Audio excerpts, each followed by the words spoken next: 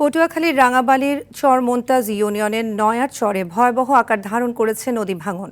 অস্বাভাবিক জোয়ার আর বৈরী আবহাওয়ায় তীব্র স্রোতে বিলীন হচ্ছে বসতভিটা, ফসলি জমি সহ নানা গুরুত্বপূর্ণ স্থাপনা। বেশি ঝুঁকিতে রয়েছে বেড়িবাঁধের বাইরে বসবাস করা পরিবারগুলো। পটুয়াখালীর রাঙাবালি থেকে আইয়ুব খানের পাঠানো তথ্যচিত্রে আরও জানাচ্ছেন আব্দুল হামিদ। বঙ্গোপসাগরের কূল ঘেঁষে পটুয়াখালী রাঙাবালি উপজেলার চর মোন্তাজ ইউনিয়নের নয়ারচর গ্রামের অবস্থান। আইলার পর নদী ভাঙনে এখানকার অনেকেই হারিয়েছেন শেষ সম্বল। ভাঙনের আশঙ্কায় এখনও আতঙ্কে দিন কাটাচ্ছেন গ্রামের 2 শতাধিক পরিবার, যাদের প্রায় সবার বসবাস বেড়িবাঁধের বাইরের অংশে। স্থানীয়দের অভিযোগ, এসব পরিবারকে সাগরকূলে ঝুঁকিতে রেখেই নির্মাণ করা হয়েছে বেড়িবাঁধ। বাঁধের ভেতরে বসবাসকারীরাও ঝুঁকির বাইরে নন। দুর্বল বাঁধ ভেঙে জোয়ারের পানি ঢুকে পড়ার আশঙ্কা তারা করে বেড়াচ্ছে তাদের। আমাদেরকে বাইরে রাখিয়া ভিতর দিয়ে রাস্তা করছে। জোয়ারের পানিতে আমাদের খুব করুণ অবস্থা।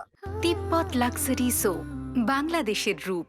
মন্ত্রী মিনিস্টার যারা আছে এরা শুধু আইয়ে আর যায়, এটা করবো ওটা করবো, কিন্তু যখন ভোট নিয়ে যায় ভোটের পর আর আমাকে চিনে না। এই ফ্যামিলিগুলো যাতে একটা বাসস্থান পায়, সেই বাসস্থানের জন্য আমাদের অনুরোধ থাকলো সরকারের কাছে।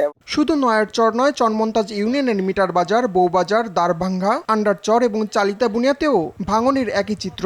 দ্রুত ঝুঁকিপূর্ণ বেড়িবাঁধ মেরামত করার কথা বলছে সংশ্লিষ্টরা। পরিদর্শন করে একটু পর্যালোচনা করে আসলে তালিকাভুক্ত করে আমরা কর্তৃপক্ষের সাথে কথা বলে প্রয়োজনীয় ব্যবস্থা যাতে গ্রহণ করা যায় আমরা সে চেষ্টা করব। প্রায় 3.5 কিলোমিটার বেড়িবাঁধ ঝুঁকিপূর্ণ হিসেবে চিহ্নিত করি, যেগুলোতে কাজ বাস্তবায়নের জন্য আমাদের ইমার্জেন্সি বাজেটের আওতায় আমরা অলরেডি পরিকল্পনা গ্রহণ করছি এবং সেগুলো খুব শীঘ্রই কাজ শুরু হবে। বাঁধের টেকসই সুরক্ষা নিশ্চিত না করলে ভবিষ্যতে নদী ভাঙনে মানবিক সংকটে পড়বে এ জনপদের মানুষ। দ্রুত এ বিষয়ে সরকারের সুদৃষ্টি চান ভাঙন কবলিত এলাকার বাসিন্দারা। আব্দুল হামিদ, RTV।